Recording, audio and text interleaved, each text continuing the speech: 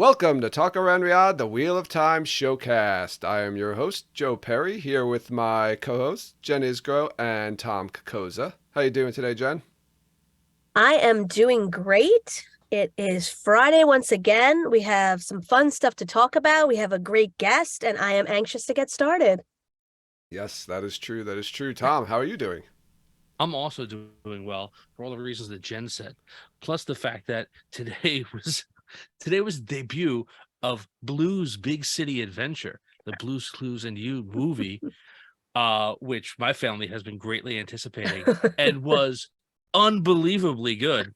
Really, really well done. Tons of Broadway cameos. I was quite impressed and highly recommended to everyone who wishes they were still a child. How old is Steve? Steve, right? That's the guy's name? Steve is not young. He's older than us. But he's in it, and the guy who replaced him, his brother, Joe, who's not his real brother, they're both in it, but it's about the new guy, Josh. Oh, so my gosh. Yeah, that's hard to keep up with.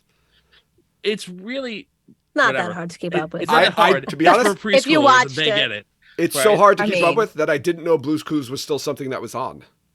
Well, it wasn't on for a long time. Blue's Clues was on in like the 90s. Yeah. It's like 26 years ago now. Right? And Yes, it my was son on- is 26. I am intimately familiar with this. So yeah, it was like it was Steve. He was on it for like I think Yes. 4 or 5 years. Yeah. Then he went to college, and his brother Joe was on the show for a couple of years.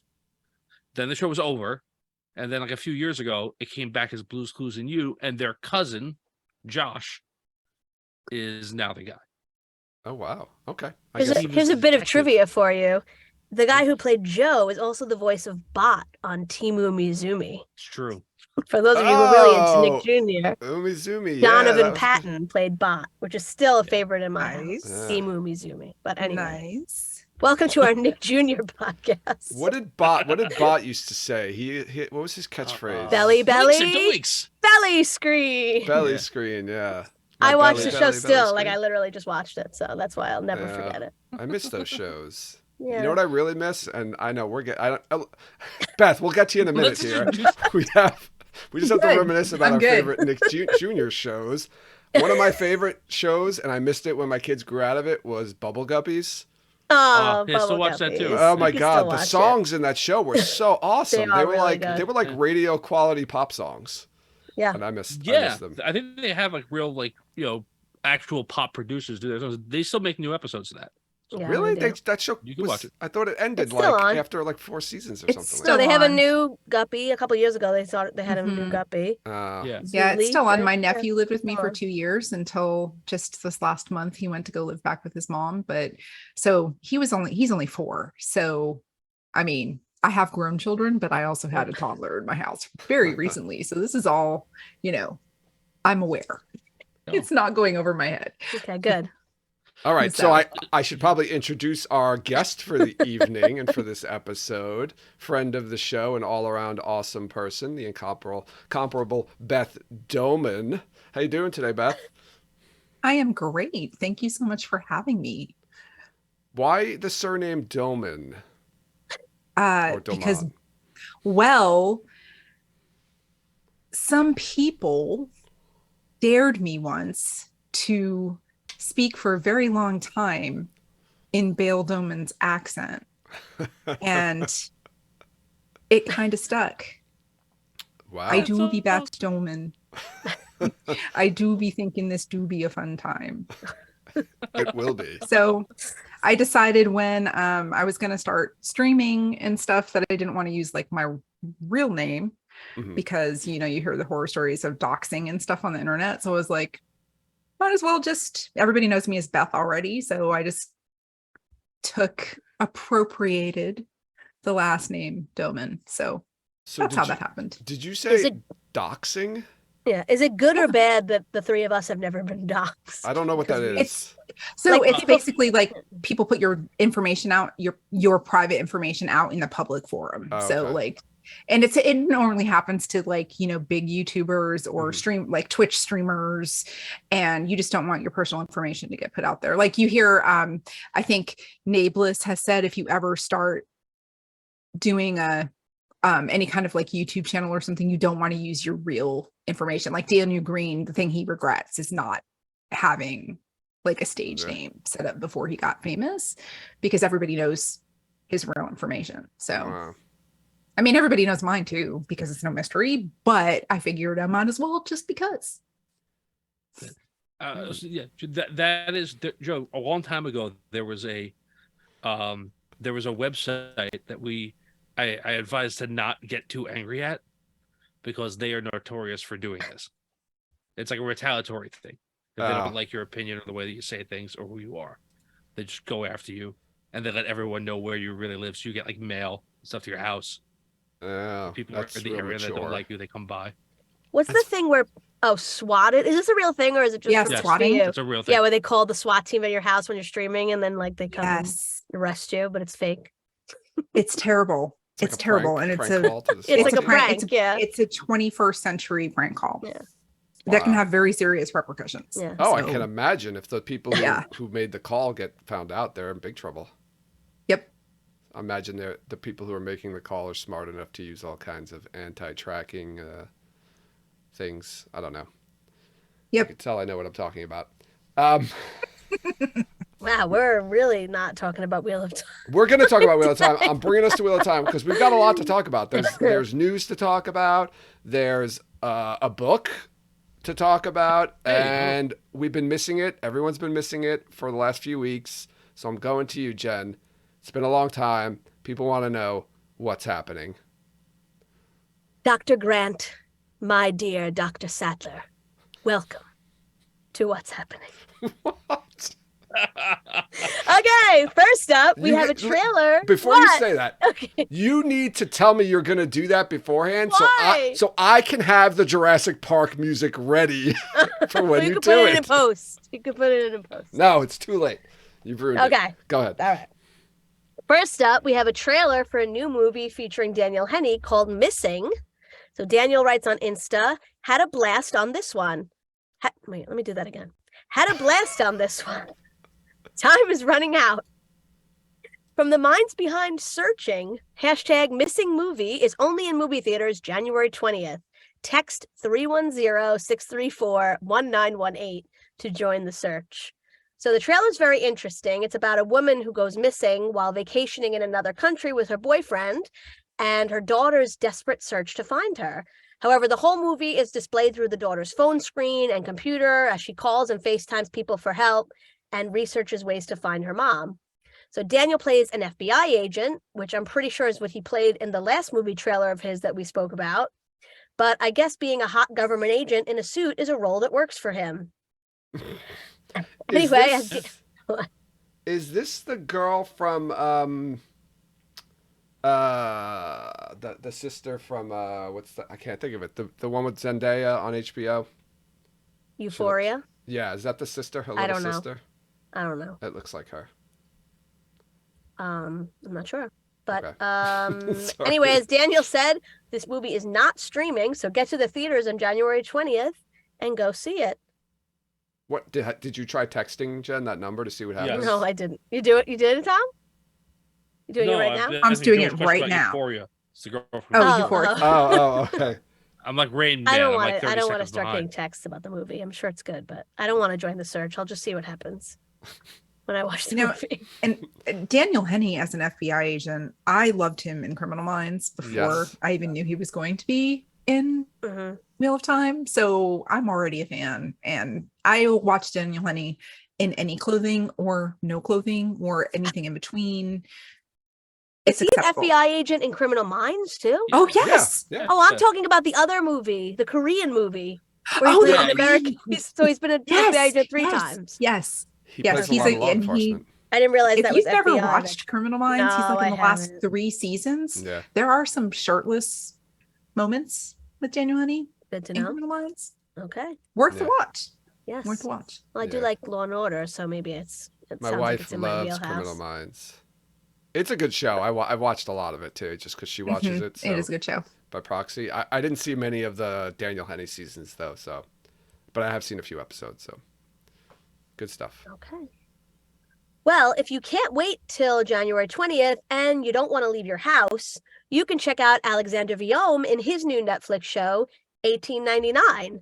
So Alexander writes on Insta, 1899, now streaming, with a poster for the show. So per Wikipedia, 1899 is a German multilingual epic period mystery horror streaming television series. It's a lot. It's a lot of stuff. So, it's set in 1899, wouldn't you know it? It follows a group of European migrants traveling from London on a steamship, and they encounter another migrant ship adrift on the open sea. A hitherto uncomplicated journey to the promised land turns into a horrifying nightmare of staggering proportions. Is this like Event Horizon in the past on the ocean? Yes, that's I what it didn't sounds see like. Event Horizon. I can't tell if the boat that they encounter is like empty. No, it can't be. I've It seen the is. trailer The- for the- this. The Okay. poster, it looks Bermuda Triangle. Yeah, there's like three different. Yeah, it's like right. It's like, yeah. So I Yeah. imagine it's a boat from the past or from the future. Whatever. I've Well, seen the the whole trailer thing. and it looks very weird in a good way. Yeah. And Might give it's it a on my shot. list of stuff to watch. But I think it just dropped this week, so I Yeah, I haven't think yesterday. I haven't or 2 days seen it ago. yet. But yeah, I So might give it a Alexander watch. plays Anker, a religious Danish man who's going to New York with his family. So there's 8 episodes currently streaming. Check them out in case we don't get to see Alexander in season 2 of Wheel of Time. we will. better. We will. Or We we don't know might. yet. I'm confident. that I'm not he'll be there. confident. I'm not. Okay, that's all for me. Back to you, Joe. You know what time it is. And guess what, people?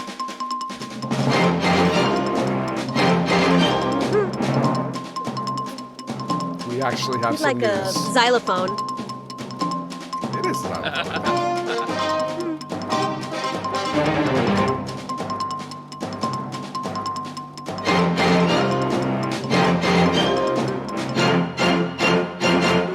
Oh, and we're back for another edition of Where's What Origins. And I'm happy to say Jen has some news on where What Origins is. Jen, give it to them. This just in, we have an Instagram post from Rami Park, who is a writer of What Origins. So Rami wrote on Instagram 1 day ago, so it's not just in. But our Ogier episode of Origins won a Clio. I know it's not August, but it'll do for now. Congrats to the team. Thank you, Clio Awards. Beth, do you happen to still have that Clio information up or no? Let's see. Just for some context. I actually do. Okay. The Clio Awards is an annual award program that recognizes innovation and creative excellence in advertising, design, and communication, as judged by an international panel of advertising professionals. Amazing. So congratulations. I commented as Talk Around Riyadh, congratulations. Any word on the rest of the episodes? So Rob from Weekly Real News actually said, Light, if you ever heard, you'd have to cancel this hit segment of your podcast. When we said we'd take the loss to get the episodes. And Rami responded, no, sadly. But as soon as I do, I will share. So we have big news that there is still no news. Straight from the horse's mouth, we got the news of no news. The official word. Do you guys remember? I can't remember the show, but Gary No Gnews is Good Gnews with Gary Gnews. Oh, vaguely. It was from like the Magic Space Shuttle. I can't remember, but it was like a Muppets type show in the 80s. No Gnews is Good Gnews with Gary Gnu. That's what that totally reminds me of every week when I hear it. Sorry, tangent. I don't know I'm done that now. one. See, Zool knows it was PBS, yes. And so the Great Space Coaster, yes, Sean's name is the Oh, Great there you Space go. Coaster Great Space Coaster. I No do not know Gnews what is that Good show Gnews. is. with Gary Gnu. It's nice Yeah. though that Rami acknowledged, made a mention of the August thing in her post. So she must know that everyone's wondering where this is. Now I'm starting to think maybe Rafe was saying it is in August, but August 2023. Come on. but I don't know. If he did, we're going to be hearing this music many, many, many more times. Yeah, I wonder So how long. get Yeah, used it's to it. interesting how long this runs for. But all I'm right, not sad about it. that was the most news we've had on Where's What Origins ever since we Ever. started this segment. So that closes out our Where's What Origins segment. All right, let's get into the news. We've got some news to talk about. Now, if you remember a while ago, a couple of weeks ago, Dragon Mount started a rewatch of the first season of The Wheel of Time, and they were soliciting questions from the viewers, and then they were picking or having people on Twitter vote on the best question to post that so that Rafe could answer it. And Rafe answered a question on the first episode, and then he kind of went silent. And he did come out and apologize. He was, been very busy, working on the second season, but he did come Third back. season.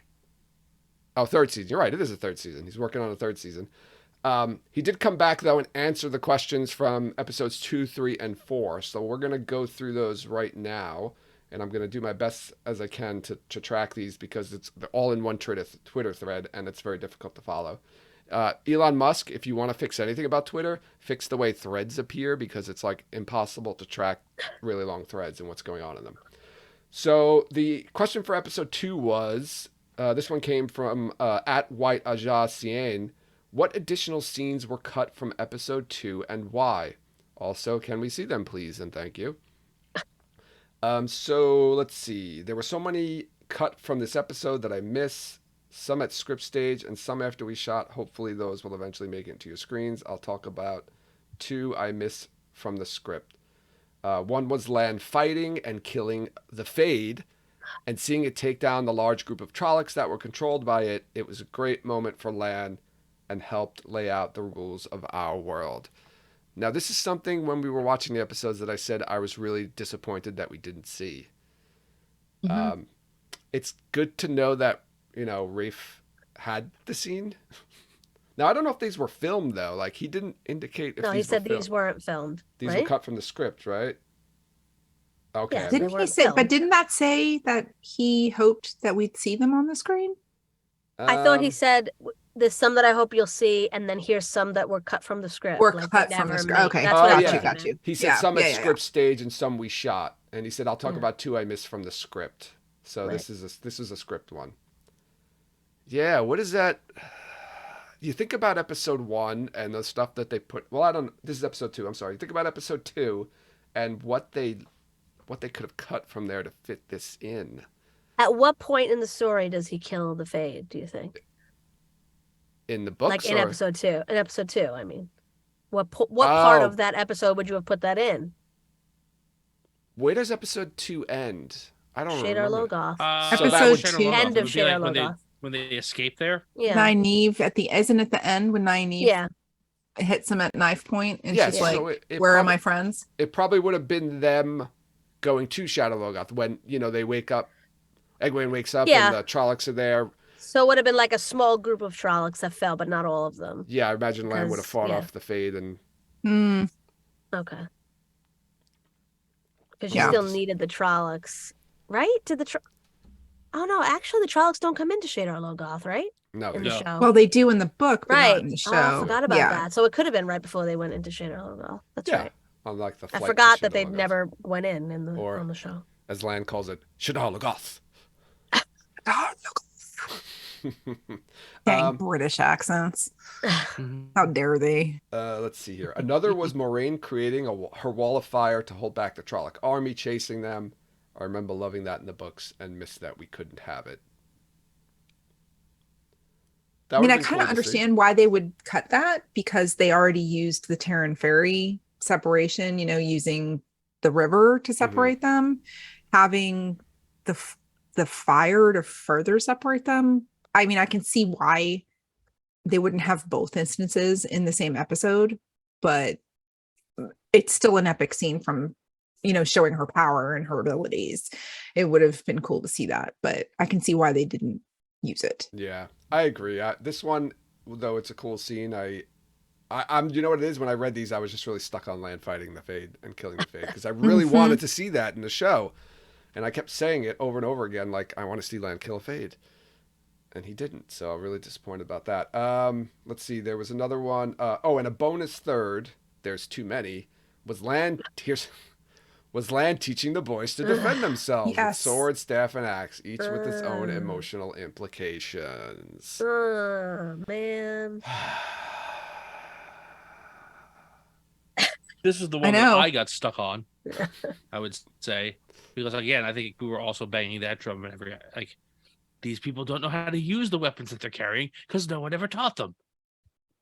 But maybe we're supposed to assume it happened. It just wasn't shown. How No, do they? I would. I don't know. I don't want to talk about this anymore. This upsets me. I feel like it. I'm thinking of like the scene in Lord of the Rings and Fellowship where like Boromir is trying to teach the hobbits how to fight, Mhm. and it's like so fun and carefree, and like I feel like that doesn't. I guess it wouldn't be the same vibe for Wheel of Time, but that's what I picture. Like they're all laughing and having fun, and like it doesn't fit into that episode. You know what though? This is more important than it was in the Wheel of Time, in the Lord of the Rings, because No, I know. none one in the Lord of the Rings. The hobbits don't become blade masters, and Yeah, right. so I know. Well, you know what else that it kind of alludes to is that originally Perrin was gonna leave the Two Rivers with an axe. He Mhm. doesn't in the show. Right. So if Oh, they were that's going to have him be trained with the axe by Lan, then originally maybe his storyline wasn't quite so dire, I guess. I don't know another Yeah, word for maybe. it. But yeah, I think from an emotional standpoint, first of all, Lan's supposed to be the greatest swordsman alive, right? In the Westlands that we know of, and we did not one time, with the exception of the fight in Emmons Field, see him besides like working his sword forms with the warders. He never really showed his prowess in this entire season. And I know there's been a lot of talk about that, but this would have been a great way to at least show the discipline that a sword master has, And I think it was a missed opportunity, and it's sad that it didn't happen, but hopefully they'll be able to make some ground up with season 2. Yeah. I remember that. I was thinking that too. Like, we didn't really get to see Lan fight too much aside from that first episode. I mean, there was episode 4, but it was not really much, and it was kind of like scattered around. Right. Fighting the Fade would have been a great opportunity for him. That would have been a really cool sword fight. But what a great, I don't want to use the word premonition. I'm thinking of a foreshadowing for like possible final season Tarmin fight, like fighting the Fade and then fighting somebody else who I won't say spoilers. That would have been awesome foreshadowing. You can.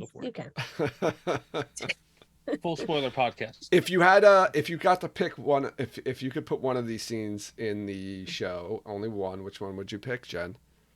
The last one, the training one. The training one, Tom? Yeah. The training. Beth? Same, training. Yeah, I really wanted that Murdral fight, but he could kill a Fade in season 2. But yeah, the training one I think is more important to the story than the Murdral like one. When are they going to be trained now? It's too late. I don't know. You can't do that. Like you can, but not with Lan. They're just going to they're going to use a different. Lan can probably still train Rand because we already know he's going to meet up with Rand from the seasons, right? And it's apparent Matt is going to get some sort of training in Tar Valon, and Perrin, we'll just have to see where he picks up the axe. That's what I'm most interested. He could get training from the Shienarans. From the Shienarans and from Elias, because we know Elias is going to be there. Elias too, yeah. All right, so episode 3 question was from @RoseColoredFact. What made you choose the tone and theme of Man Who Can't Forget for Tom's first song? Also, we'd love to know if it will be released to buy/stream. Rafe's answer was, we wanted Tom to have more of an old Western vibe. Successful. In the show, so that brought a lot to the tone of the song. But Dave Hill actually wrote the lyrics for The Man Who Can't Forget about the dragon himself after he'd broken the world. Rewatch and you'll see how it hits Rand. Cool.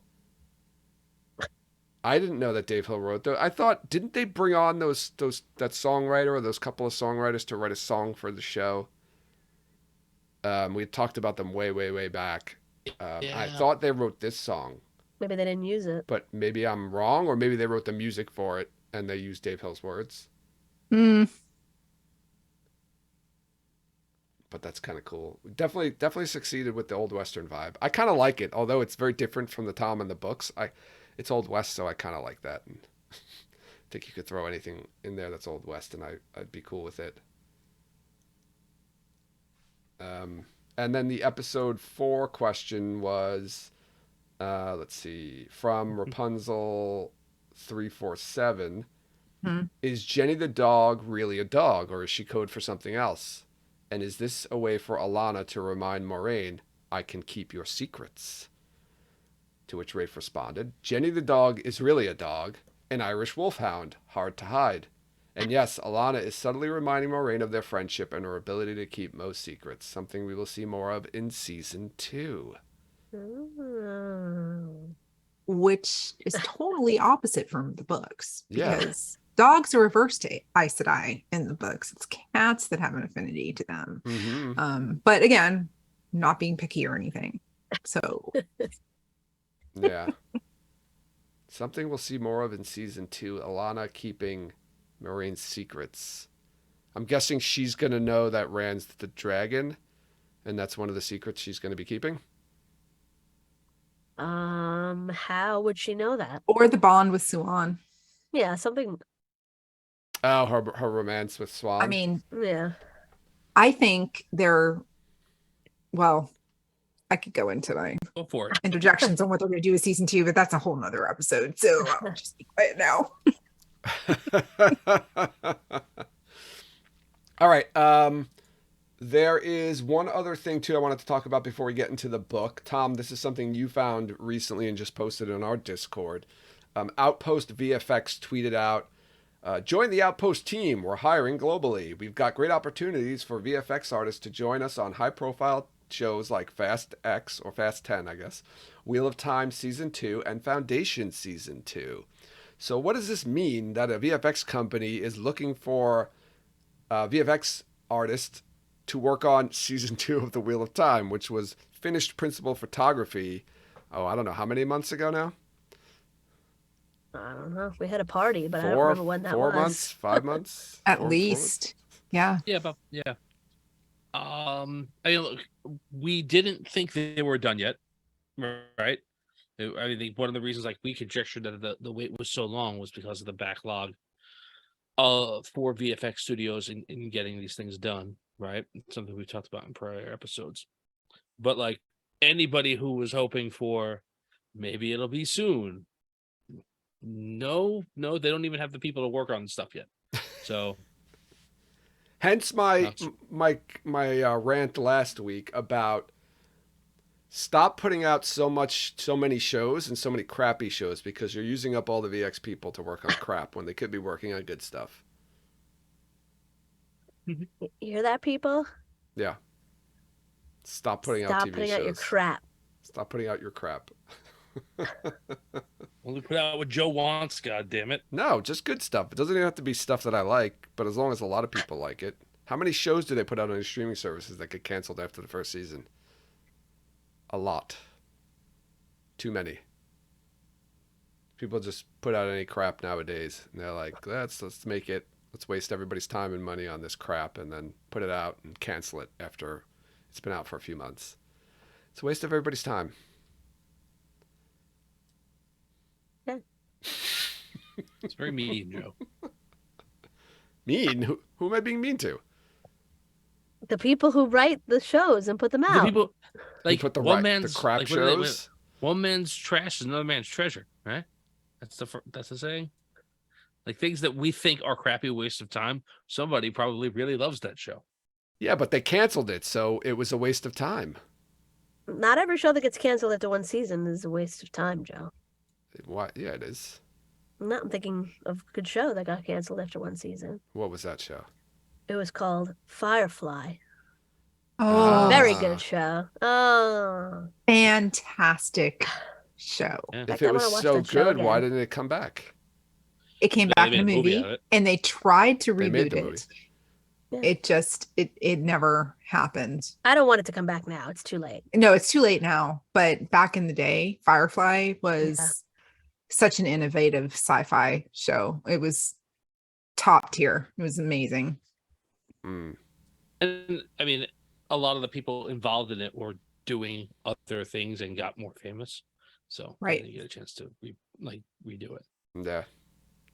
All right. Just That's our because news Joss for Whedon the was busy day. making Avengers movies, and then now doesn't get to Yeah, do making those anymore. Castle and all that stuff like that, right? Yeah. And Buffy the Vampire Slayer. Don't forget that the- most of the cast in Firefly appeared in either Buffy. season Yes. 7 of Buffy the Vampire Slayer or Angel. We could talk about that forever too, because y'all don't know about my love affair with Buffy and Angel. well, but I'm a big Buffy fan too, so I can never really get Yes. into Angel. I tried a couple of times and just couldn't stick with it. But anyway, we've got chapter 3 of the Origins of the Wheel of Time to talk about today, and this is a heavy, thick chapter here. It's got a lot of information in it, a lot of really great stuff. So let's get talking about it, because I'm sure we're going to be spending a lot of time going into all these great nooks and details of stuff that Michael Livingston gives us. So the chapter title is The Wheel Turns, Jordan at Work. So this is really kind of where Livingston starts getting into the origins of the Wheel of Time. That's the actual series proper, where like the ideas from Jordan's head, where they came from, how he thought them up or thunk them up or whatever. I'm not sure what the proper verb It is isn't there. thunk. Thunk? There's no That's thunk? That's not a real not a word? conjugation of think. Okay. It's not think, thank, thunk? Like drink, drank, No, drunk? Like the Grinch. Stink, stank, stunk. Stink, Yes. stank, stunk. Stink, I mean, stank, you stunk. thunk it was, so it is. Okay. Anyway, this is where Livingston gets into talking about the ideas, how they formed, how Jordan came up with them and developed them into the actual book series that we know and love. So I did want to quote the first page. There's a quote in here from Jordan that I think is a really great and meaningful one. So I want to read this out loud for everybody here. The first idea that came to me, the first thought, was what it really was like to be the savior of mankind. What's it really like to be tapped on the shoulder and told you are the savior of mankind? And oh, by the way, we expect you to go mad and die in order to fulfill a prophecy and save everybody. That was the Genesis. There you go, people. Podcast over. No. So this seems like something, and I don't know, like, I guess you guys, I'd like to get your opinion on it. This seems like nowadays, it's a pretty used up idea, I feel, or like some variation of this. And I'm not sure back then when he thought about this. This was, I think they said in the 70s when he came up with this idea. I'm not sure if any of you can think of any other stories besides some old mythology, things like that, where an idea like this was used to create a book or a movie or anything like that. I don't know. What are your thoughts on this? We can go back to Buffy the Vampire Slayer. Not Seriously, in the we can. 70s. I don't think Because- that one came out in the 70s, though. Well, the comic. Well, when did you're the talking comic about go Before. back Yeah. then. Well, no, you can talk about before. Oh, okay. Yeah, I'm thinking about he thought of this idea and was like, "This is a great And, idea. yeah. It's this new original idea." I mean, obviously, it's very, it's very Christ-like idea. Yeah, but I mean, it's very Christ doesn't go It's- mad. yes. But Dies. God, I'm trying to think. Like, I mean, the Lord of the Rings uses it. Frodo was supposed to die. Frodo was yeah, willing to sacrifice himself, right? At the end, he was willing to do that. And he was ultimately spared, but his life was impacted after the ring was destroyed, right? Mhm. His life was forever changed and he was different, and the ring changed him. So, I mean, I think it's been around, the flawed hero analogy has been around, but I don't think it was as evident as it was with Rand al'Thor. No, I can't think of Yeah. anything. I think that's definitely like his hook is like Frodo didn't know at the beginning like what the price was that he was going to have to pay for doing this, right? Like Right. I think his hook is this guy knows from the beginning, hey, you're going to get all this responsibility and you're going to get all this pain. Good luck out there. And like I know, that, yeah. By the I way, think that's don't an fuck original up. hook at that time. Don't Yeah. fuck up, because everyone's gonna die if you do. The world, as you know, it will be destroyed if you do. Just so you know, we're all counting on you. Yeah, we're all counting on you. Yeah, Airplane. There you go. That's where he got this Airplane, idea yeah. from. Airplane, the movie, right? That came out in the 70s, right? Yes, it Didn't did. it come out in 77, yeah. 1980? Or Oh, 80. maybe I'm wrong. It might have been. 81? Oh, was it that? Or- Was it 81? You ruined my I don't theory, know. Beth. I mean, I was alive, but I was like 8 or 9, maybe. So he did pull a lot of his. So Livingston goes into talking about three main, I guess, inspirations or sources or like points where or stories where Jordan got a lot of his ideas from, which I had no idea about. Like obviously, some of them we kind of talked about ourselves and kind of figured out, right? Like so, Lord of the Rings was one of them, right? And Jordan's mentioned that it was like his favorite novel or fantasy novel at least ever. And we see some of the close relations to Lord of the Rings. And I think we talked about that too in the last episode about how he purposely made the Eye of the World, or at least the first half of it, very much like Lord of the Rings because he wanted people to feel it. He wanted it to feel familiar to people, and then take it in a whole new direction, which I think he succeeded. The other one was, and please forgive me if I mispronounce this, but Le Morte d'Arthur by Thomas Mallory, which is basically just a lot of stories about King Arthur. I actually read this a long time ago. I forgot I even read it, and I don't even remember it. But it's a collection of stories, or kind of melded into one story by Thomas Mallory, of King Arthur and all of the myths that surround him. And then also something I never even knew about or even heard of, The White Goddess, a historical grammar of poetic myth by Robert Graves. So these are like the three main sources that Jordan pulled from to kind of create the world of the Wheel of Time. There was a lot of other stuff too, but these were like the three main ones I think that Livingston points out and kind of connects to. So there's a couple of things too about those connections that I wanted to get your guys' thoughts on. With the Arthur myth, they talk about three women that take Arthur to Avalon after he dies, the maiden, the nymph, and the hag. And then also in the White Goddess, there's talk about the triple goddess, the maiden, mother, and crone, which I think relates to Rand's three lovers, Aviendha, Min, and Elaine. So I wanted to get your thoughts on this. So if we had to categorize each of them as maiden, nymph, and hag, or maiden, mother, and crone, who would be who? I don't like hag. We got to get rid of that one. Crone is better. You like crone? Crone is Crone is bad. It's not but Crone great. Is not better. hag. Crone maiden is Aviendha. So then you go Mother from is- nymph and mother are very different. Mother is Elaine. Mother is Elaine. She's Crone also the is nymph, Min. I guess, right? She would be the nymph as well. Or would Min be the nymph? Min's No. the crone because Min's the isn't crone. crone like a witch kind of a thing. Like well, She's like a- She's visions nice to and stuff. die. Elaine's a nice to die. She's the older. She's the mother, Min is the older woman. She's older than Yeah. Rand. right? Okay. Elaine is the mother. She's pregnant with his children. And Aviendha was a maiden of the Maiden. spear. She's the That maiden. I have no argument to. Yeah. I could argue that Min was the nymph because, her and Rand were banging all the time. So And Elaine's the hag. No, you could argue Aviendha's the hag at the end because she's crippled. Ah. Yeah, but that would make Min the maiden. Mother. Oh, the maiden. No, that yeah. would make Elaine the maiden. No. Elaine is the I don't like maiden, that. Min is the Mhm. nymph, and Aviendha is the Stop. hag. Aviendha's the maiden. Elaine's the mother. And Min is whatever the other one is. The crone. or Yeah, the I think hag. that makes That's, the most sense. yes. She's also, because a crone is also typically thought of as a seer, Right. Yeah. as a person, a visionary, and her visions of the pattern and her reading of all the books surrounding the prophecies. I think that can summarily prove that she was his crone slash seer Hag. slash hag. His hag. Egg. To be honest Old with you, bag. I think a lot of Hag. readers The consider haggish Min. bag, the baggish hag.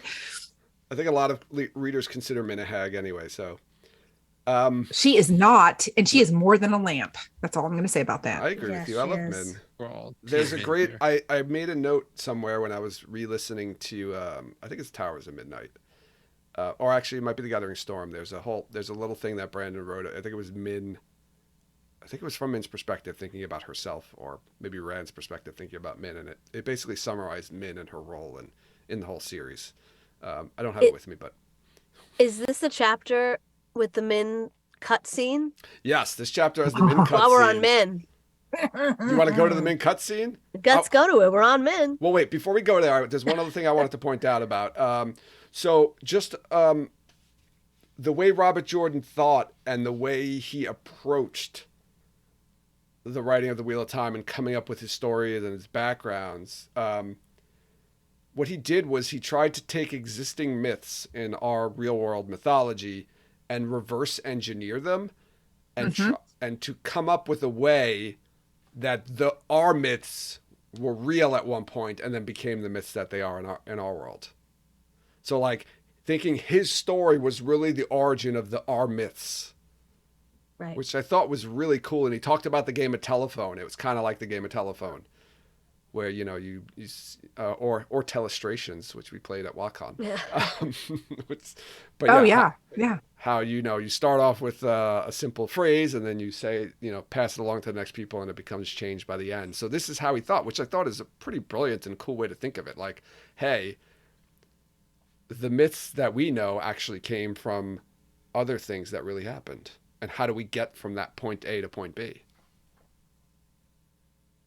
That's out of the box movie thinking. Paycheck.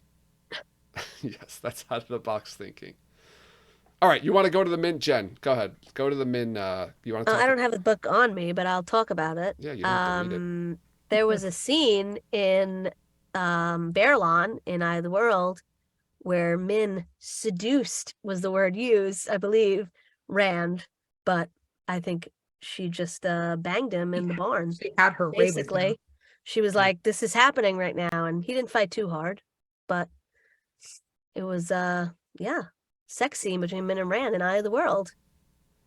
Yeah, definitely surprising. Yeah. Scene for sure. Never knew that happened. No. And it was interesting in the scene because she kept like kind of talking about like this, like almost like she needed to do it or this has to happen. Yeah, it's like she saw it in a vision and she was like, all right, it's happening. Like, I guess she did see it in a vision, like in the book, in the real book. That's a great pickup line. Someone comes up to you and is like, I had a vision that we had sex, and if we didn't, the world was going to go to hell. So we're doing it.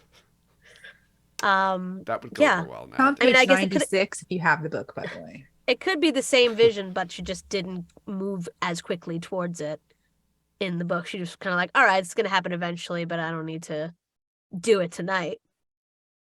Since he was technically like still engaged to Egwene at this point. I mean, apparently Rand did a very good job for his first time in this scene. Oh yes, he mentions when you screamed or something like that. She screamed out. I like when he and in the book, this is like the first time he's ever had sex, right? Yes. Yes. I think Jordan, he says in there like he was innocent but not. He was. He wasn't innocent, but he hadn't like been fully experienced. Yeah. So he did other stuff. She said everything but. But stuff. But pull up the quote. You want me? Pull up the clip. It doesn't I thought you would have had it ready. It doesn't work if you. Sorry, you cut me out. There you go. Here you go. Let's do butt sex. There you go. I can't call for it. You just have to do it on your own next time. I just have to be prepared. Dare I ask where that came from? I don't It even came from remember. one of our episodes. I said it, but yeah, Okay. remember why? I remember exactly the circumstances, but we won't. Okay, thanks. It was, I believe you were calling for a different clip to show up that referred to butt sex. Oh, Yeah, okay, okay. we were. It was our anniversary show, and we were pulling up clips of old episodes. And I Okay. said, "Do you want me to do this one or that one?" And you said, "Let's do butt sex," which was one of the clips. Okay. The butt sex clip. Okay. Okay. Nice.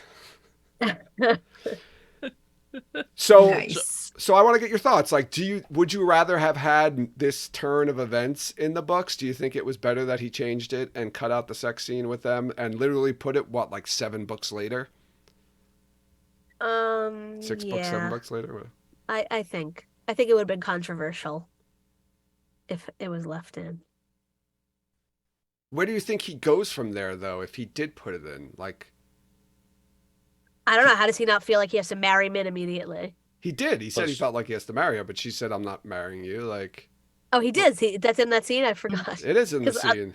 he just like moves on and. Well, He's like, "I can't yes, marry they're you right away. because I have to go." Oh and yeah, it's you too could wait. We could get dangerous." married. Does it say we can get married? And you can just stay here and wait for me. And then he's like, "Oh wait," he's like, well, he said something about like, "Oh, we can get someone from Emmonsfield to marry us," and he's like, "Oh wait, Nynaeve's here. That's right. She can marry Yeah. us." Yeah. Tom, what do you think? Did you think it would have been nice to keep this the way? no. I think it was a very good change. I think that there's a huge emotional payoff for their eventual, the consummation of their relationship later on. But 2, I think that this would have radically changed the tone of the series. The first book is chaste, almost like, and if you would have put in like this is, I mean, it's not explicit, right? Like the sex part mostly happens off camera, for lack of a better term, but it is very, I don't know, it's more potent than his sex scenes normally are. At least maybe because I'm reading it in a different context, but I really feel like it would have changed the tone if this would have happened in the middle of the first book. I think he would have felt compelled to up the ante in this manner in later books, and that really would have changed the tone of the whole series. What about you, Beth? What do you think? I generally agree that putting it off is a good thing, but I do appreciate if this is exactly how it would have been published if he had kept it in here. The last paragraph of this excerpt shows Rand feeling alone afterwards, because it says, with her going, Rand suddenly realized that he was cold and the straw itched. Scrambling to his feet, he began searching out his clothes and tried not to think of how they had gotten so scattered and buried in the straw. It's a good gender reversal, because so many times you see women kind of in that role of like being ashamed or being like feeling like, oh my gosh, what did I do? I've gotten myself. So I think it would have been very interesting to have it in there from a male is feeling this sense of what just happened. Right. And so it and in 1990, this would have been practically unheard of. So while I do like the progression of Min and Rand's relationship and the way it's played out as published, I think it would have been interesting to experience this 30 plus years ago. When I first read the book in 1991, I would have been like, so would you have been ripping your bodice open? Would it have been a bodice ripper? No. Okay. And I listened to your episode last week, so I know all about the bodice ripping. I would not have ripped my own bodice as a result of this scene. She ripped his bodice, definitely, though. Absolutely. 100%.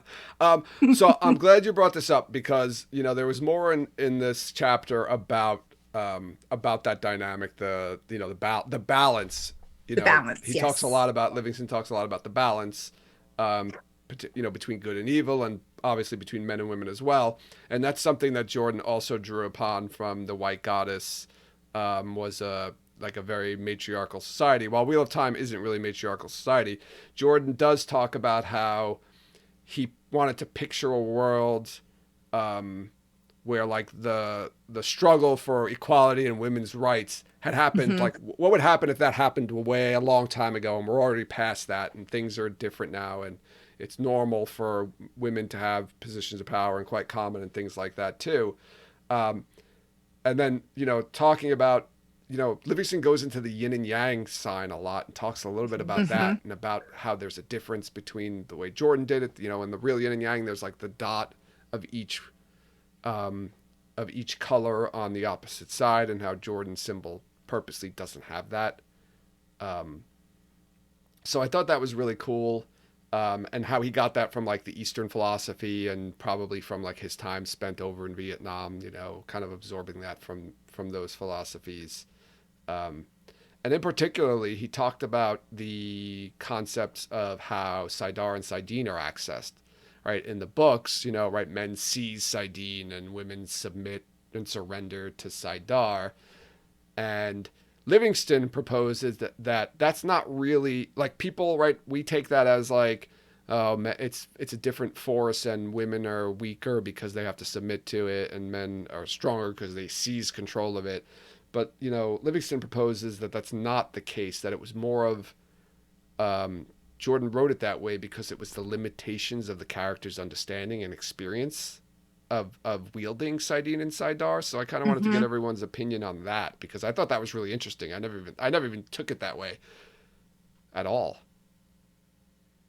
There's no person that wields Saidin and Saidar, right? That never happens. No. So there's no like Well, any no. Rand weaves with all three at the end, and he like Well, through they linking. By the they inside talk, are in the true yeah, power. they But talk about Yeah. linking right when they first start linking men and women. They say it feels different, Like, but I do don't the know if men that's have to submit? Like, I don't no, know. 'cause they I don't don't know have if No, to. that's They the they don't have can to. they can feel the differences between, like, when you see it from both points of view in the books, like when a woman is in control of a circle that has a man in it, can a woman be in control of a circle when a No, man the is in man it? has No, to they be in can't. When control. a man is in control of the circle, he realizes how different Saidar feels. But I think the thing that you have to remember, though, when you're talking about, because Jordan did very specifically bring in submission, right? And when he talked about Suldam and Damane and Mhm. where those come from, the trust that a woman has to have to submit to Saidar, like that is ultimately powerful. Submitting and allowing yourself to submit is power in itself. It's It's a like different Bruce Lee, kind of right? power than taking control, but you're submitting to the forces around you. Yeah. And that in itself is power. And I Yeah. think that partially might be where that comes from. But I can also see like the females submit, men take. Mm-hmm. That's not cool, but there is power in submission Mm-hmm. I was thinking in its own way. when I was thinking about it, I kept thinking of like Bruce Lee's famous talking about like be water and like Yeah. flow. That's kind of what it reminded me of. Like this is what they're talking about, like not submitting, but be fluid and be flexible. And you're right. Like submitting is almost more powerful and almost more dangerous and more strong to be able to Mhm. submit to something. To And surrender to yeah, something greater than yourself to get the power from it would yeah, be way more difficult, I would think, than to just seize it and say, you're going to do what I want you to do. mm-hmm. You know what I mean? Like Yeah, it definitely the seems potential like to lose yourself in it would be much riskier than being like, okay, I'm just going to take you and wrangle you and you're force you to do my will. Yeah, right. So, It's easier to take something than it is to convince somebody to give it to you. right. it seems like that's Nynaeve's big problem because I feel like she could see something very easily, Yeah, but the submission is an issue for her. Right. Nynaeve would have made a great male channeler. Yes. She wouldn't. Absolutely. There would be no block, no block whatsoever. Um, And I like too, and this is like one of the things that I really like about the Wheel of Time and what drew me to it is not even just that, but the whole theory of balance and um, there cannot be good without evil, right? That's another thing Jordan talked about and Livingston talked about in here. I think he talks about it later in the chapter that it's so important that that's part of the whole theme and story and lesson of the book that like and we see this at the very end, right, when Rand's fighting the Dark One and he tries to remake the world with kind of without the Dark One, and it's like everybody's kind of like zombies. Just as um, bad. yeah, it's just as bad, and so there cannot be good without evil, so there's really you really need to have the yin to the yang. It's just so cool. I don't know. This is really what I really loved about the Wheel of Time and what like drew me to Yes. it and made it so different than a lot of the other stuff. Because a lot of old fantasy, traditional fantasy is like good at triumphing over evil, and that's not what this is about. Right. I don't know. I'm just rambling on here. Somebody stop me. Can I just bring up something real quick about the binary and the duality? Sure. That really impacted me. And I had to go back and I listened to the audiobook. I listened to this like 4 times because so I am the parent of a queer person who identifies as gender fluid, non-binary. And sometimes they're feeling as a he, sometimes they're feeling as a they. So the fact that Dr. Livingston took a moment to put in here about what he thought if Jordan was alive today and was writing this in a more modern time, Mhm. that he would have gone out of his way to address the intricacies of gender slash biological sex slash everything that we're seeing as becoming more normal today, especially as I don't identify as queer myself, but being closely associated with somebody who does. I think that that's really important that is addressed in this book. Mhm. And I think Livingston isn't making a broad assumption of that. I really do think it's something that Robert Jordan would have done because he really tried to be progressive. He was progressive for his time. 30 years ago, this was progressive writing. So I just wanted to say that, like, I was really happy to see that Livingston addressed that Yeah, and from the LGBTQ I like how he community. made the distinction between like sex and gender. Right? Yeah. He explicitly said like because he talks about I think he talks about Osingar and Arangar at one point just to bring it up about how the character he talks about how I guess like Saidin and Saidar is linked to the sex or not the sex. I forget exactly what he says. He talks about something about like I think we've talked about this too, like the soul, right? I think it's linked to the soul. So no matter what, when you bring the person back, no matter what, even if you brought them back as a Grom, um, they still have that soul or whatnot. I don't think this is possible, but it would still say like you still channel Saidin or Saidar. That doesn't change no matter what. But yeah, he did. Right. He addressed it, and I think it was. I like too how you said, like if Jordan was still around, he probably would have incorporated this stuff into the story as well. Right. Although it would have been quite challenging for him considering like Yeah. his it's so binary, the story, Right. and not that it's a bad thing, but in binary in the fact that there's two forces, there's two sides to every coin. Right. But there's a lot of gray too, right? And that Yeah. doesn't necessarily mean to be a slash between good and evil. There's gray in everything. And um I mean, I don't know definitively what Jordan would have done. If he was writing it now, it might be a totally different. The binary thing might not have been something he felt comfortable addressing, but Mm-hmm. I appreciate the fact that was brought up and discussed, even in it was just a page or a page or two in this entire book. I just like that it was addressed, and I really appreciate that. So, Mm-hmm. Yeah, he does talk later on too about right, good, and evil, and how if you do a thing that you think is good and it has horrible consequences, was it really good? right? If you do Right. something what seems to be right, and it has, again, like, thousands of people die or get sick from it, is it really right? So he does definitely address like gray areas. So it makes sense that he would have addressed that as one of those gray areas, I think, for sure.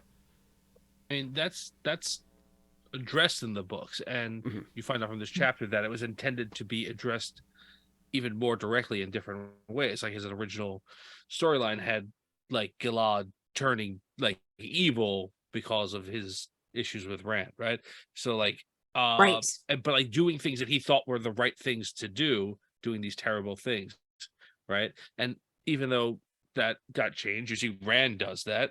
You see the White Cloaks do that stuff. That's that's part of the moral of Shadow Logoth is doing all these terrible things, right, for a nominally good purpose, right? So yeah, I in regards to how gender, you know, how like how that like fluidity may be addressed, I don't know how that would work in this kind of, I Right. would say, like this duality of forces, but like I don't know, I would have liked to see. Maybe that's the You know, end. Maybe at the end, people are channeling, men and women can channel both Sidar and Sidene, or they channel it together Hmm. at the same time. I don't know. But you brought up something, Tom, I wanted to talk about, because you brought it up. You mentioned Galad and some of his original stories, and Livingston goes into some characters in here about some of their, like Jordan's original intentions for the characters, and you mentioned Galad, so I wanted you to go talk a little bit more about that. yeah, I want to take, I guess, the opportunity now. As I read this, the biggest revelation I think that I had in the entire book was found in this chapter, and I want to officially, I guess, give a mea culpa to something that I have long said, which is that Nynaeve is not a primary character in the series. She's not a main character. She's a secondary character. Something that I felt very strongly about, as great as she is, as important she is, that like plot doesn't revolve around her, right?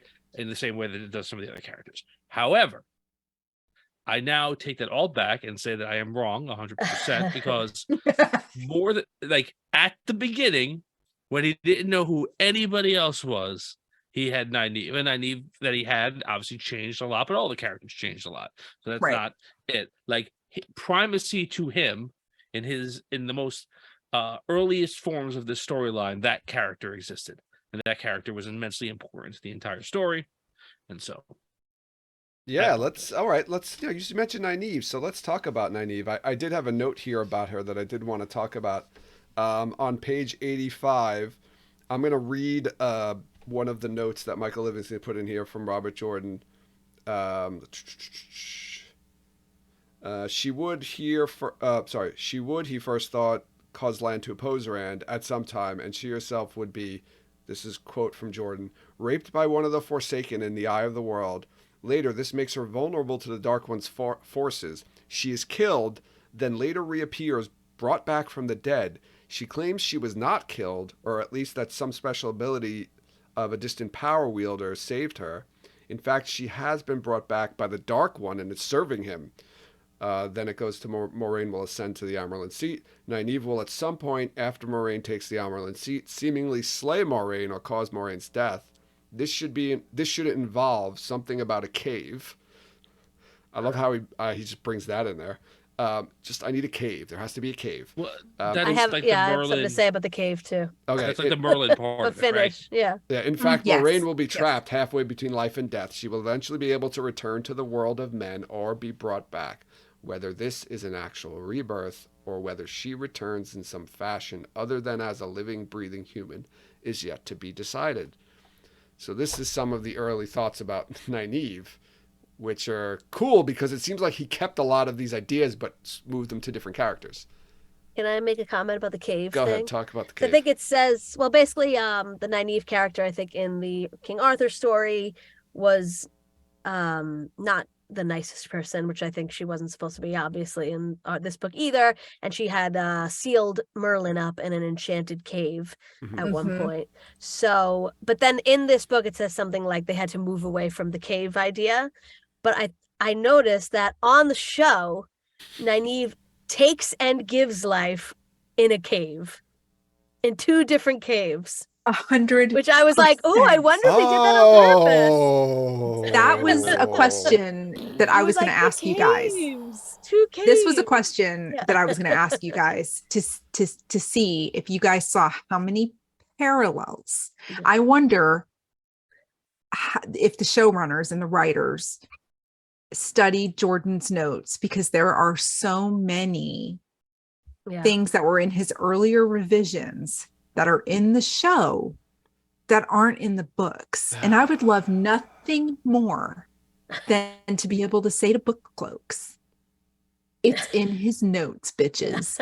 It is from Jordan's head. It's not in the final draft. Right. It's not in the published book, but it was in his thought process. And the association of Nynaeve with the cave, and the sacred pool, because she's synonymous to the Lady of the Lake. Mhm. Yeah.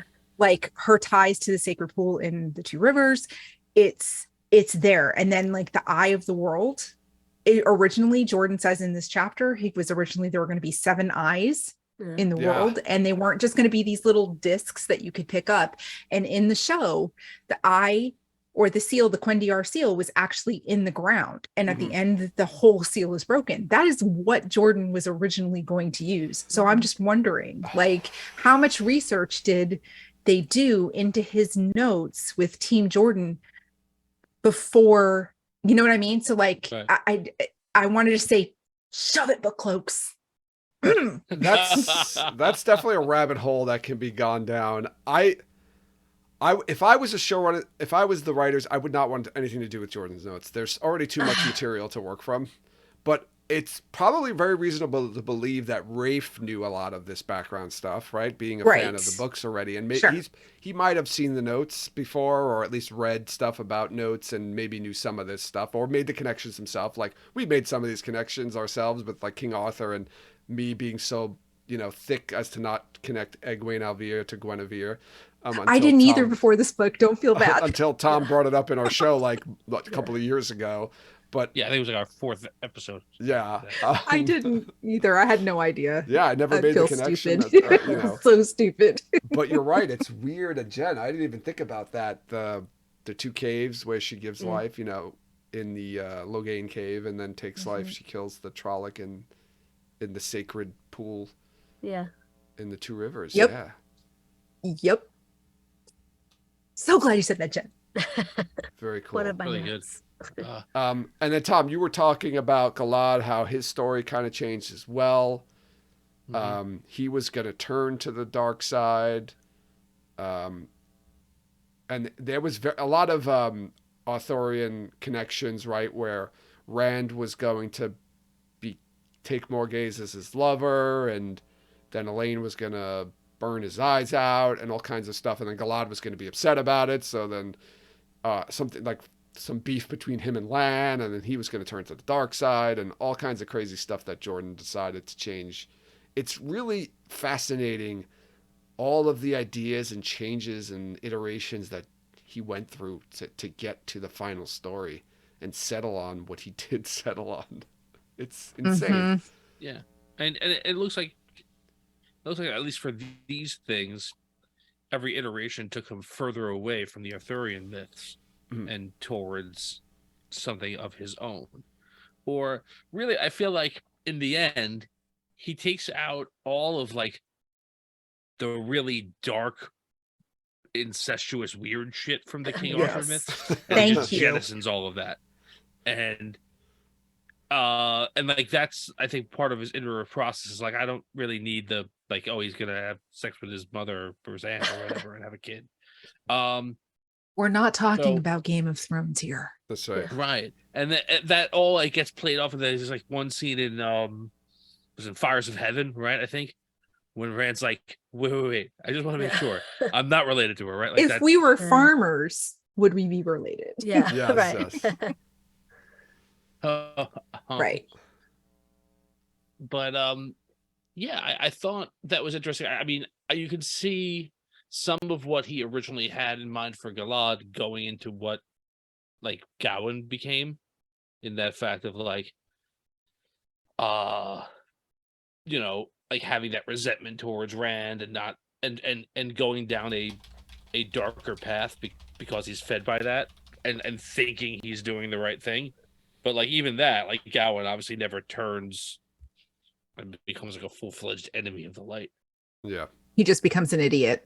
Just becomes an idiot. Becomes? I think he just always No, was. He's because an idiot until he I have to defend early Gowan. Okay. Like reading the books as they came out, right? Like back as each one was coming out, I seriously had a crush on Gowan, probably until 1996 or so.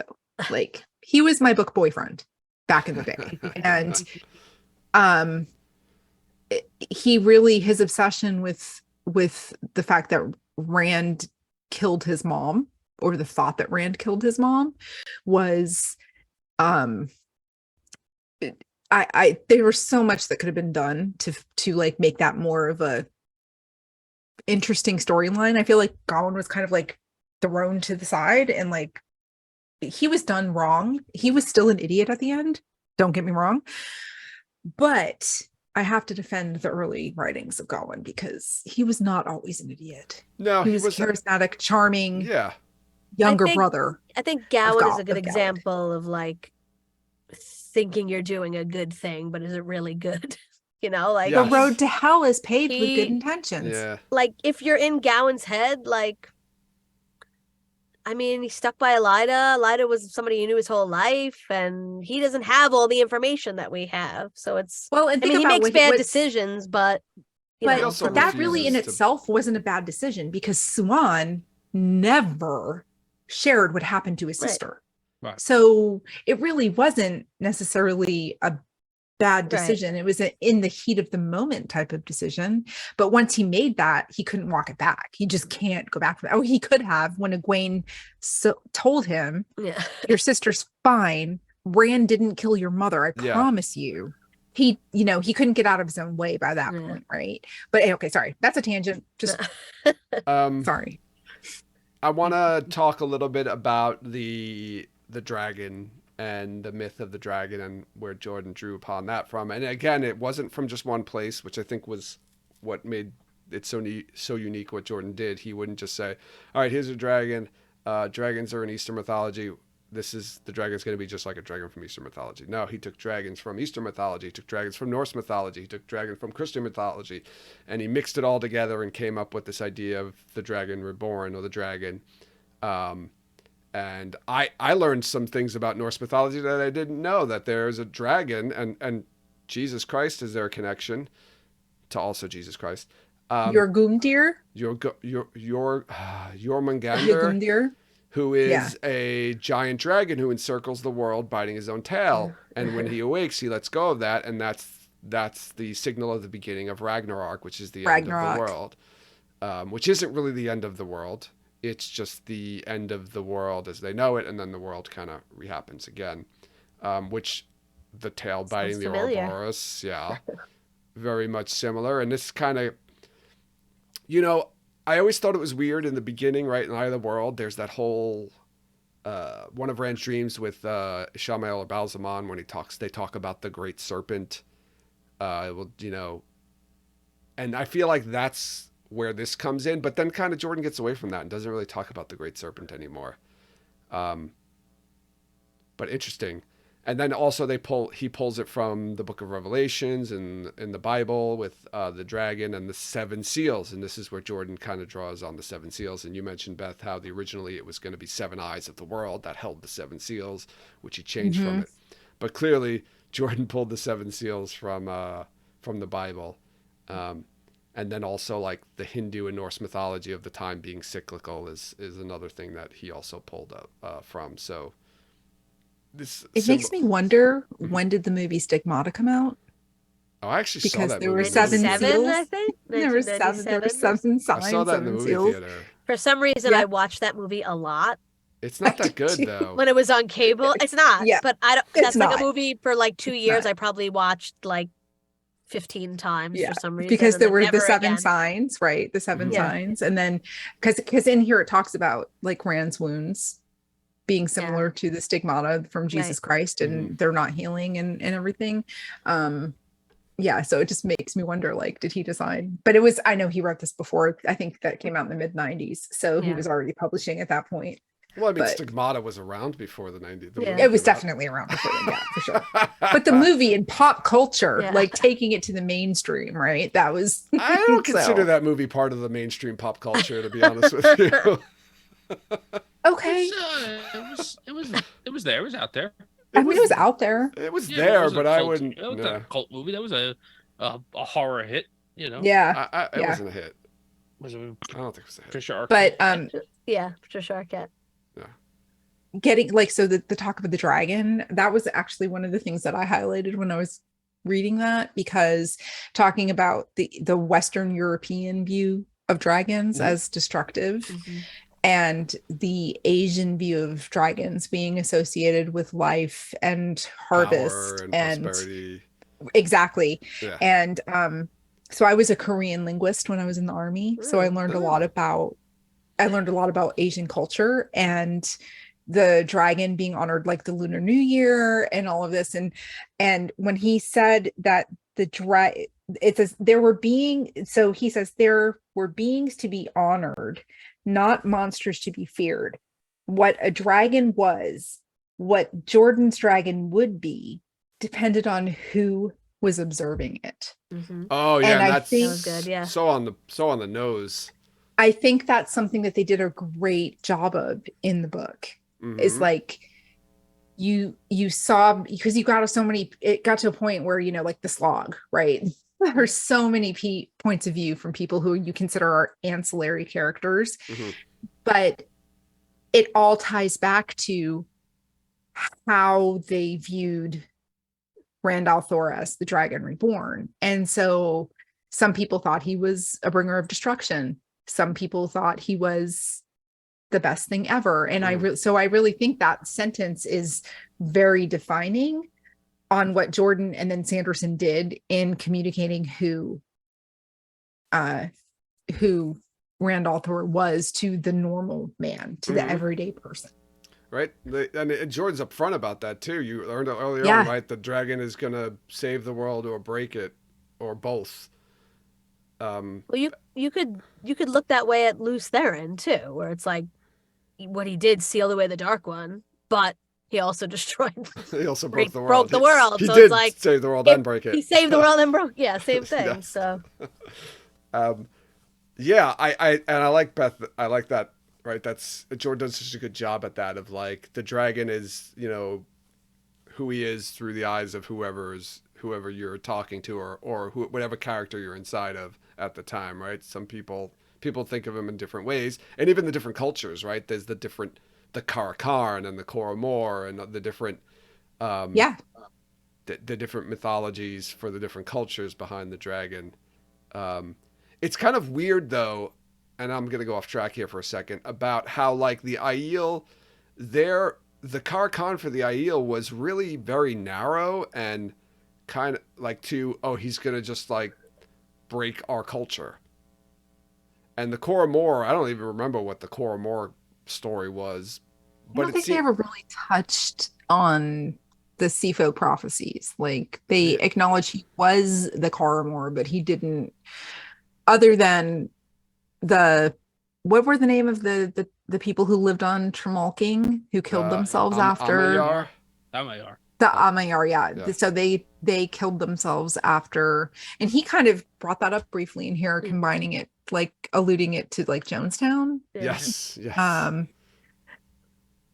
So it the was core. So Shantane just said in chat, the Koromor was the core of the Ouroboros. Is she just joking around? I don't even know if she's. I have no idea. I don't know. I can't tell when Shantane is being serious. She's not being serious. I don't think she's being serious.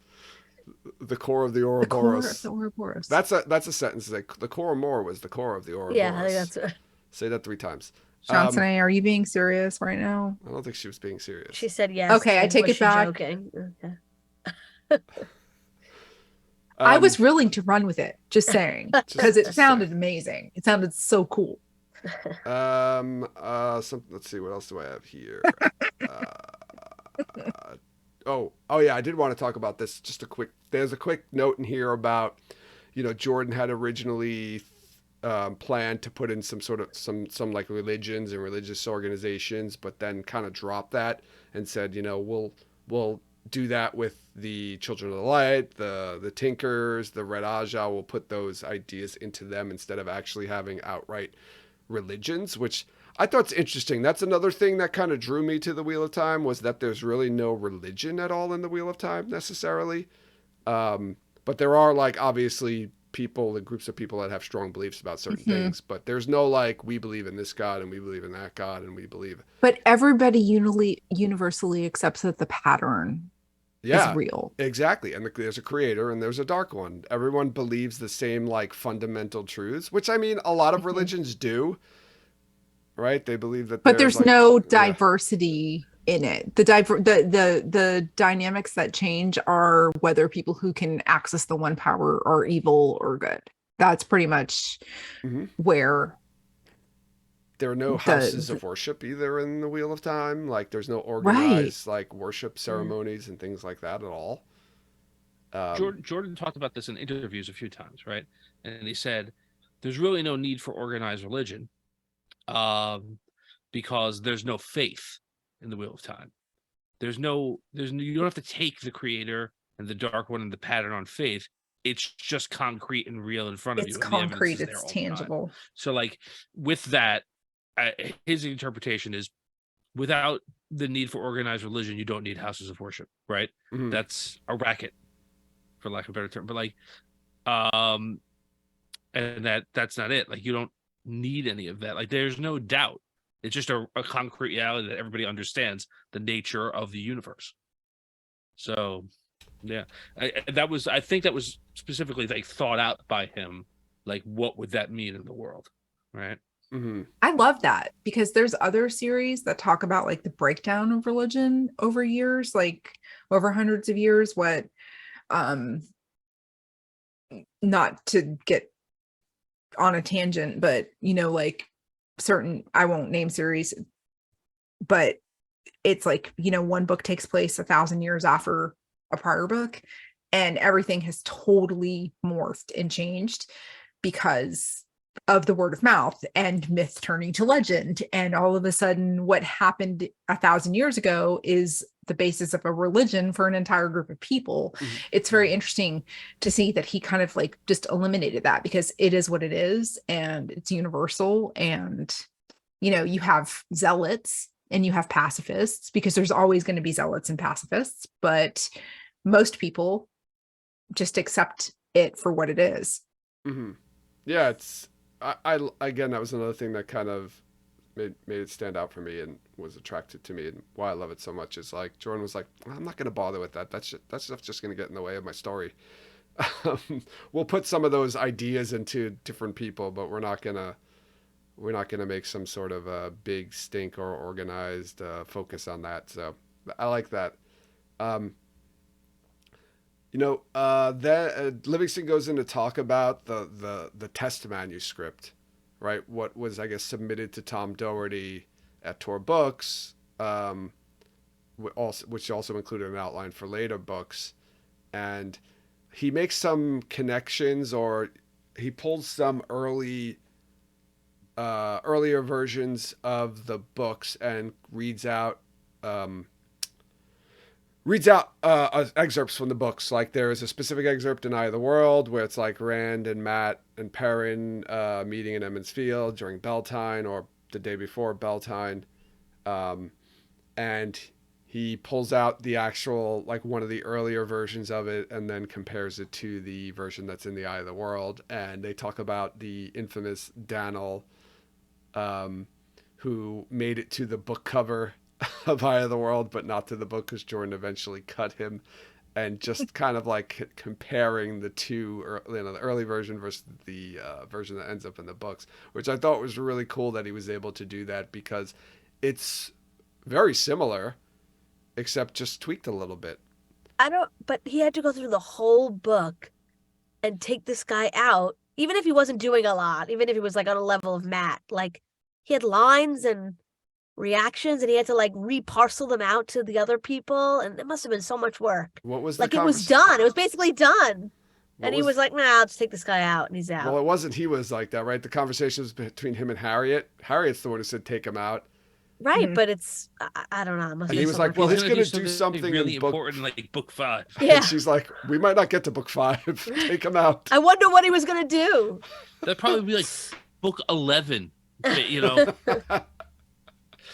he's going to show up on the mountain when Rand's on Dragon Mount. Like, you know, We'll and give then that he's to gonna do Parrot. If you make So- me spit out my alcohol, we are going to have to fight. Don't waste that. There Don't, will be words. don't waste that. Don't Sorry. waste that call.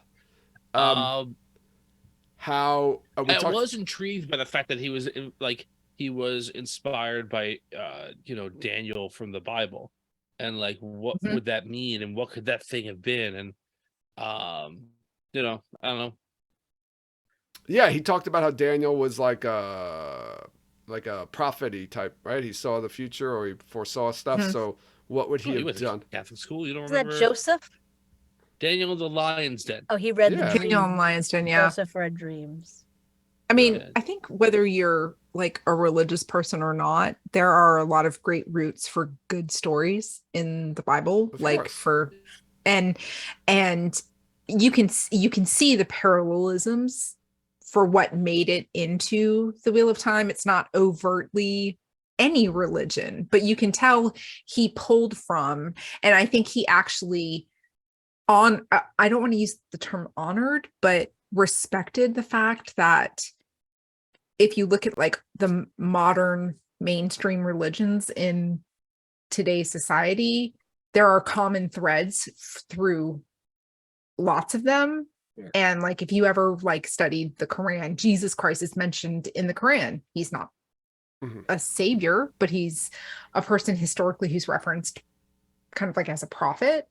So it's interesting to see the commonalities, and that's, I think, what Jordan took honor from, and I can appreciate that from a, where did he pull this from, and get his seeds of, I don't know. I'm losing my train of thought. But anyway, I respect the fact that he respected mythology and religion and pulled from them enough to make this entirely new, all-encompassing world that, we can really appreciate. Mm-hmm. I wanna get into the Tim and Dread section, just because I feel like we're obligated to do so. If it's there, we have to talk about it. So it is clearly stated in the notes, and I'm gonna pull up the page and I'm gonna read this. This is RJ's note. Demandred hated, feared, despised Lews Therin. Like Lanfear, he plays for larger stakes than most of the others who are trying to stake out worldly kingdoms.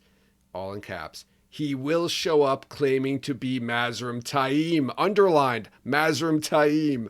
Taking advantage of Rand's amnesty.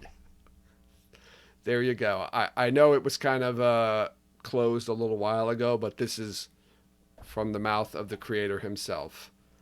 Tim and Dread was a thing. Jordan changed it, but there's no notes. Livingston didn't find any thoughts or anything specific about why Robert Jordan changed it at all, or when he decided to change it. But it's frustrating that he then said, like, no. Like, he acted like he never had that idea when he would talk about it. Yeah, he pulled a As quote if, like, in here we from were an all, interview, everyone was right? crazy. And then, like, I don't know. Why couldn't he just say he changed it? After, well, I guess it wasn't ever over. Right, so he in couldn't. Dragon Con 2005, Jordan was asked if he was surprised by the Tame and Dread theory, or if the clues leading to it were, quote, a deliberate ruse to lead your readers astray, unquote. He answered, quote, I was surprised. Really? You were surprised? But It's I wasn't going to frustrating. disabuse you of it for a while. I like to watch you squirm, quote. So from this was 2005. When this note was written, I don't know. I don't think Livingston knows either. He also talks about the Who Killed Asmodean. it's also in here specifically. She does not know that Asmodean. They're talking about Nynaeve. She does not know that Asmodean was a prisoner of Rand, nor of course that he was killed by Demon Dread.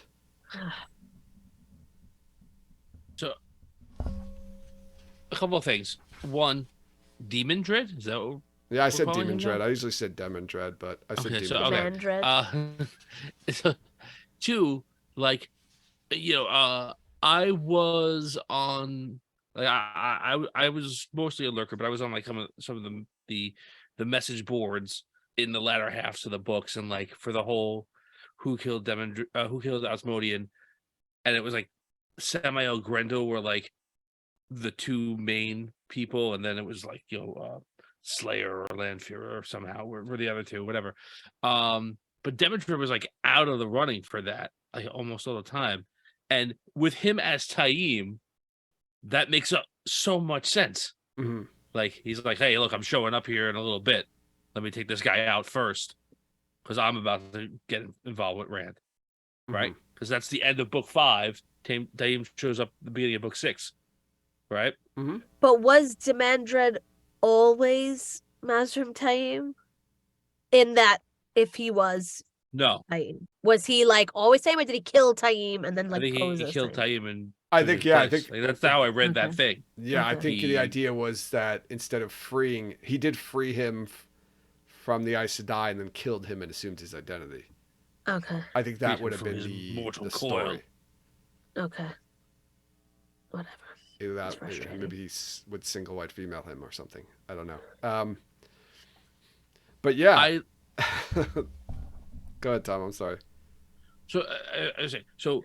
I love that because it, like, that gives more motive to that than just, I don't want anybody to trade Rand. Let me kill this guy, right? Like that gives more motive to that murder, which I like. But I love Taim himself as a distinct character. Yeah, And I he's love really the fact cool. that, like, yeah, and I love the fact that, like, somebody in this age, the Dark One's point of view, is competent and evil enough to be elevated to a Forsaken, right? And I think, and I would say this is, I think, why Jordan changed it, because I think he liked the character of Mazrim Taim so much that he was like, I don't want to make him dim and dread. I think he's so cool. He should be his own character and a real character. That would be my thought. And Tom, also, like you said too, to like have an example of someone being elevated to Forsaken. That is a very, I think, acceptable reason for changing the Taim and Dread. Well, when you read, like, anytime he's with Taim in the beginning, it's just Lews Therin, like, kill him, kill him, kill him. Like, why did Lews Therin ever say, like, it's Demandred? Kill him. He never says his name. He's just like, kill him, kill him, kill him. I It's don't like know. Maybe nonstop. Jordan re-edited the book and took all that Yeah. out because he. Did you see decided what at the DT point- just put in chat? No. I sat beside Harriet when she said he changed it because he was so annoyed how quickly and easily everyone guessed it was Demandred. Get out of here, DT. You're serious? Are you serious, DT? That's frustrating. If you read Oh, DT, 2018 Jordan Con.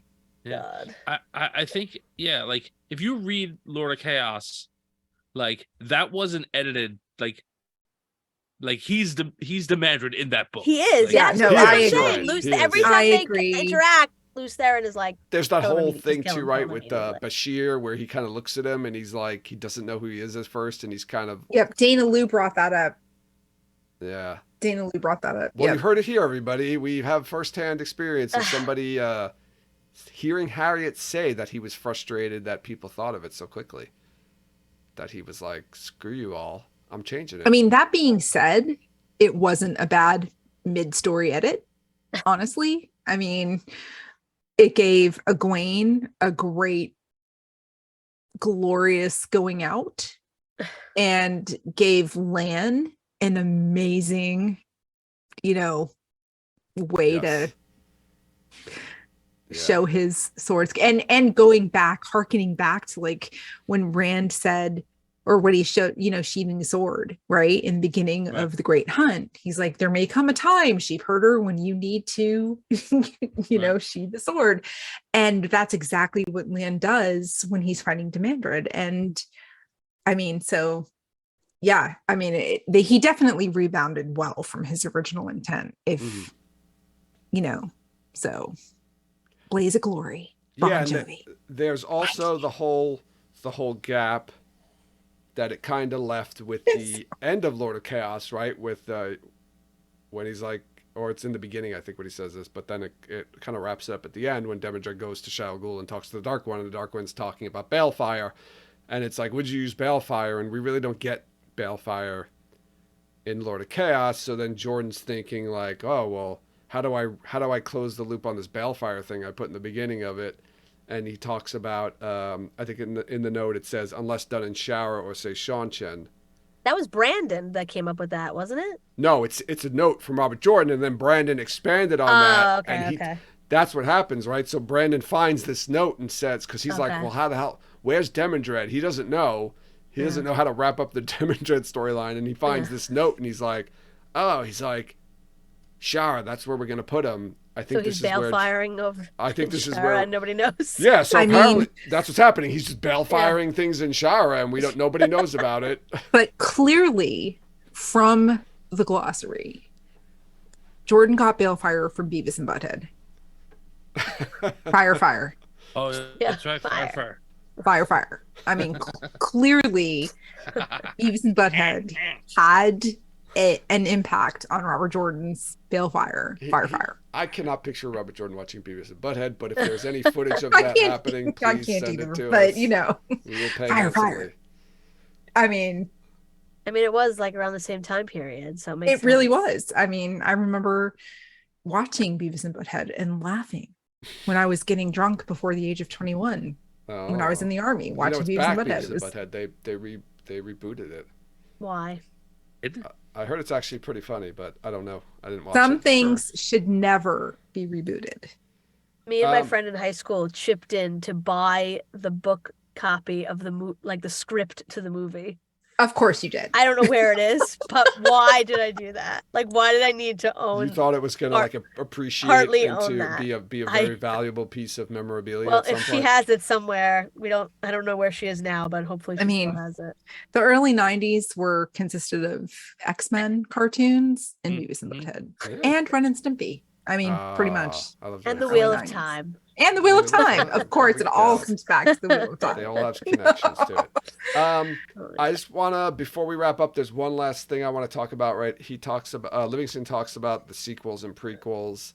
Right. We all know that there were 3 Outrigger novels that Jordan was thinking about writing, and Livingston really didn't find much about what they were, about any notes or anything about them. He said, quote, all that survives, in fact, are 2 tantalizing sentences.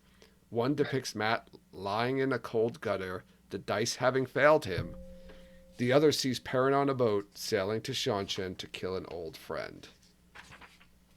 My heart is sad. Extrapolate that we on never those. got to see these. Extrapolate. What do you think is going on in these 2? I'm assuming these are 2 separate books. What's going on? Matt lying in a cold gutter, the dice having failed him. So that is the one that that's the one that excites me the most, because I think telling a story about Matt when he's not Taviran anymore. That's what I was thinking, still right? Have The dice failing him is knowledge. Yes. not being right? Taviran anymore. Yes. Yeah. Does So that his mean his knowledge, luck so is his gone? memories, but he doesn't have his luck anymore. Like, what is that story like, and how has he managed that? I think that's very interesting. That's exciting, right? The other one's the interesting one, because I feel like that's coy, and you're supposed to think it's Matt, and it's going to be somebody else. Who's Perrin going to kill? Yeah, I thought Matt He's too. going to kill, what was the name of the general who he partnered Tylee? with in the Tylee Kurgan? Kurgan. Kurgan? Yeah. She's Kurgan. the Kurgan Tylee from Kurgan. Highlander. I'm assuming he stole that from Highlander. Kurgan. I don't know, but Kurgan? I stole her last name for a D&D game. That's cool. We have a lot of, I think between Joe and I, there's quite a few Wheel of Time D&D name characters. Wheel of Time D&D oriented. Joe was doing it movies. before I ever read the books. Lord Captain Commander Agelmar. Yep. Technically, it was an Expanse game, not a D&D game, Oh. but TTRPG. You had a cat named Asmodean in one of them. I did have a cat named Asmodean. That's amazing. So there were more though. Then he talks about the prequel novels, which I think there was more information about, which he mentioned, and I think two of them, right? Obviously, he wrote New Spring, which came out, and then the other two that he was planning on writing were about Tam's backstory, which was, and we didn't even bring this up, which was kind of the original concept for the Wheel of Time. Yes, was the Tam character being in about his 30s and then going off to war, and basically Tam's background, but then becoming the dragon, flowing into that. So this prequel novel would have been about Tam's backstory, and then also the Moraine and Lan story post New Spring. This would be the events leading up to them going to the Two Rivers. And that's really it. That's all my notes I have here. So I don't know if there's anything anyone else wanted to bring up or expand on or talk about. Anyone have any? I just, on the last thing you said, do you want to tease the fact that we got more information about that? Go ahead. So you'll hear. So we also, as well as some other people, we spoke to Michael Livingston. We had an interview with him, which will release sometime after, I guess, this episode is at least recorded, but probably also released. And that's one of the things we asked him about a little bit more on are those Outrigger novels and those prequels. And the answer is interesting, and I'll leave it at that. We asked him if he, this wasn't even our question, this was Rob from Weekly Wheel News' question, if he was, sanctioned to write an Outrigger or prequel novel, what would he write? And he told us what he would write. So you see my live reaction to this, right? It's good. I'm not gonna I'm to hype it, but yeah, I think it's a cool thing.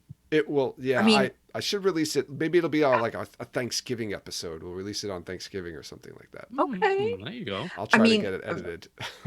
from a fan point of view, like I have mixed emotions because Jordan's writing and Sanderson's writing was so it worked so well in this series, but I have to wonder if they were to license the Wheel of Time and allow other authors like Dragonlance or Star Wars or Forgotten Realms, if they were to license books to be written in this universe, how good was it?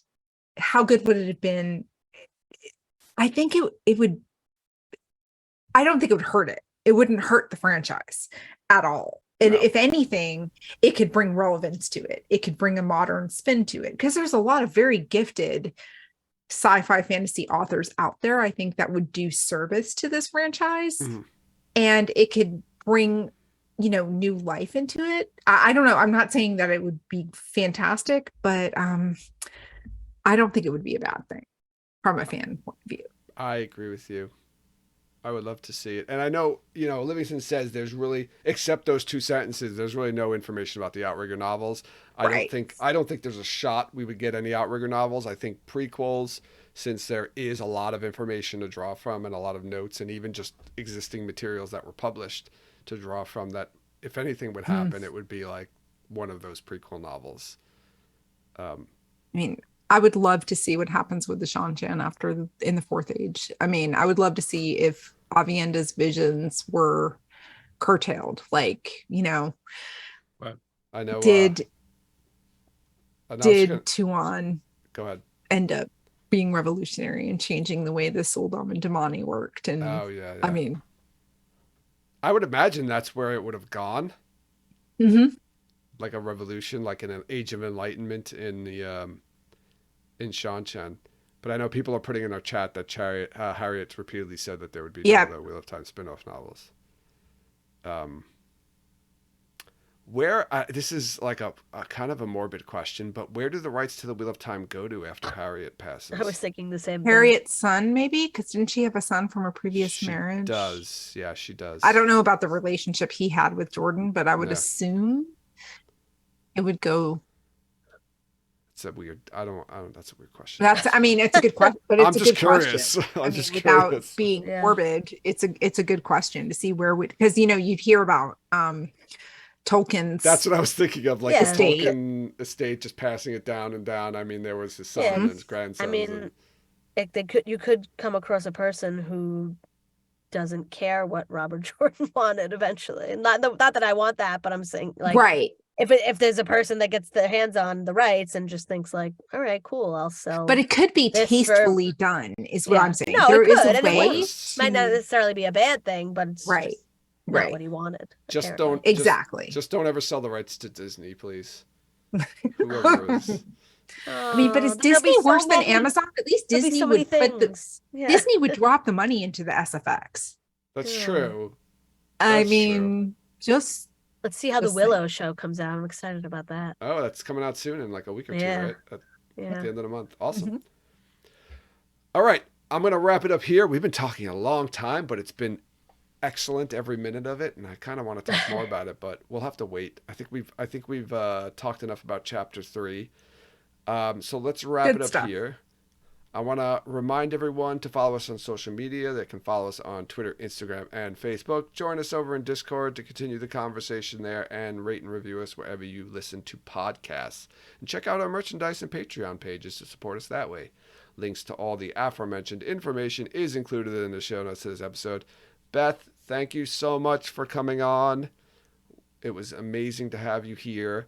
I appreciate it. Where can people find you if they want to interact with you?